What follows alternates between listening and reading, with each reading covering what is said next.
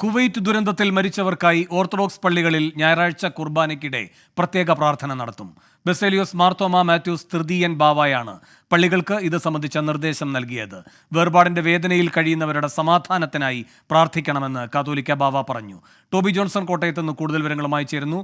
Toby, എന്താണ് വിശദാംശങ്ങൾ?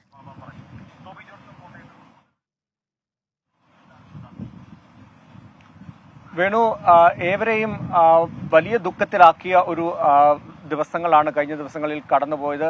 ഈ ഒരു സംഭവം മലയാളികളുടെ മാത്രമല്ല, ലോകത്തുള്ള നിരവധി ആളുകൾക്ക് വലിയ വേദന ഉണ്ടാക്കിയ ഒരു സംഭവമായിരുന്നു കുവൈറ്റിലെ ഈ തീപിടുത്തം. എന്തായാലും ആ ഒരു സംഭവത്തിൽ ഞായറാഴ്ച പ്രത്യേക പ്രാർത്ഥനകൾ പള്ളിയിൽ നടത്താനുള്ള നിർദ്ദേശമാണ് ഇപ്പോൾ കത്തോലിക്ക ബാവ നൽകിയിരിക്കുന്നത്. എല്ലാ പള്ളികളിലും, ഓർത്തഡോക്സ് സഭയുടെ എല്ലാ പള്ളികളിലും ഞായറാഴ്ച പ്രത്യേക പ്രാർത്ഥനകൾ ഉണ്ടാകും.